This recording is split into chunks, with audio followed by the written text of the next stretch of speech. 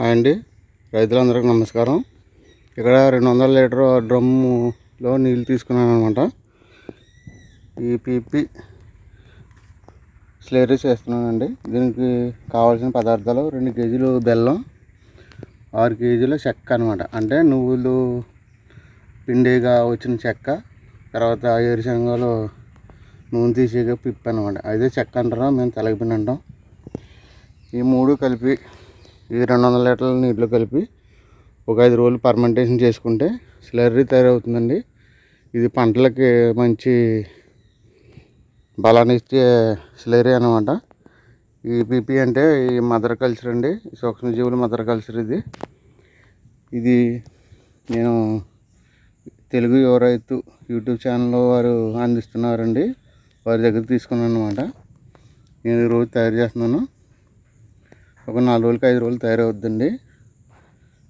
ఇది ముందు గట్టలో తగ్గించుకోవచ్చు అనమాట. ఈ సూక్ష్మజీవులకి ఆహారం అనమాట. ఈ తక్కువ ఉన్న సూక్ష్మజీవుల్ని మరింత డెవలప్ చేసుకుని పంట పొలాలకు అందించినట్లయితే మంచి ఆరోగ్యమైన పంటలు వస్తాయండి.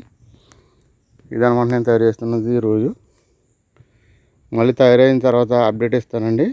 అప్పుడు ఎలా ఉందో చూద్దాం. ఈ మదర్ కల్చర్ అయితే నేను ఇప్పుడే కొత్తగా తయారు చేస్తున్నానండి. ఈ బెల్లంతో ఈ మరింత డెవలప్ అవుతాయి అన్నమాట. ఇది 1/4 కేజీ అండి. 1/4 కేజీ అయితే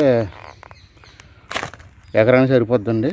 ఒక 200 లీటర్ల డ్రమ్ము నీటిలో కలుపుకుంటే ఎకరానికి సరిపోద్ది.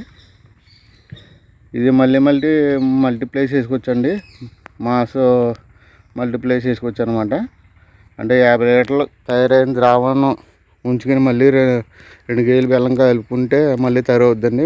ఫుల్గా నీళ్ళు నింపుకుంటే మళ్ళీ వాడుకోవచ్చు. మళ్ళీ 50 లీటర్లు ఉంచుకొని మళ్ళీ కలుపుకోవాలి. అలాగ 3 సార్లు చేసుకోవాలండి. 3 సార్లు అలా చేసుకున్నట్లయితే ఎకరానికి సరిపోద్దండి.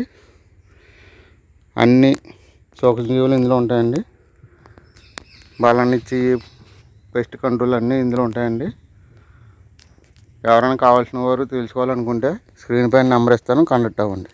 Thank you.